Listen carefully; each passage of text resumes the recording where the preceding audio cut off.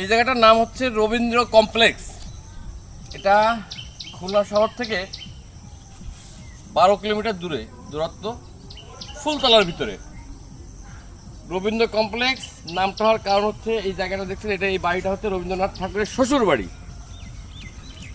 রবীন্দ্রনাথের শ্বশুর বাড়ি, এই জন্য নাম হয়েছে রবীন্দ্র কমপ্লেক্স।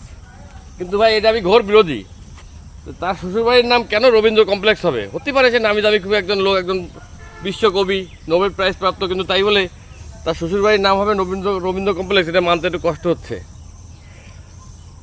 হওয়া উচিত ছিল রবীন্দ্রনাথের শ্বশুরবাড়ি, এটা বললে সব থেকে ভালো হইতো। কিন্তু রবীন্দ্র কমপ্লেক্সটা নামটা দেওয়াটা আমি অ্যাকচুয়ালি মানে নিতে পারতেছি না। তারপরে মানতে হচ্ছে, কিছু করার নেই, লোকজনের দিয়ে হচ্ছে। আর এখানে একটা গাছ আছে, মাচার মতো গাছ আছে, আম গাছ। আম গাছের ভিতরে একটা একদম উপর আম গাছের ভিতর পর্যন্ত বাড়িটা করা। আসেন উপরে উঠি, ভিডিওটা করতে করতে।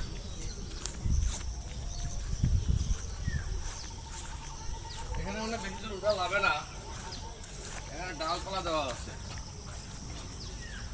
এখানে ডালপালা দেওয়া আছে, উঠতে মানে এখানে ডালপালা দেওয়ার কারণ কি ভাই?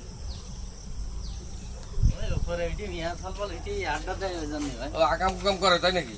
আকাম কুকুম করে না ওই মিয়া সালবার দুই একসাথে উপরে এটি পড়ে। ও আচ্ছা, আটকা দেওয়া, বুঝতে পারছেন?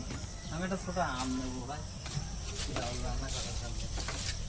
আসেন আমি একটু উপরে উঠি, দেখাই দিই। যখন আসলাম মানুষ আম গাছ বাইরে ওঠে, আর আমরা আম গাছের সিঁড়ি বেয়ে উঠতেছি।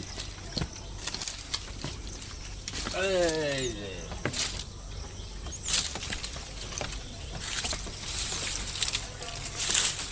এখন আমরা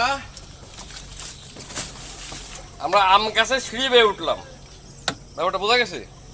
মানুষ আম গাছ বেয়ে ওঠে, আমরা আম গাছ সিঁড়ি বেয়ে উঠলাম। এদিকে আম্রপালি গাছ মনে হয়, তাই না ভাই?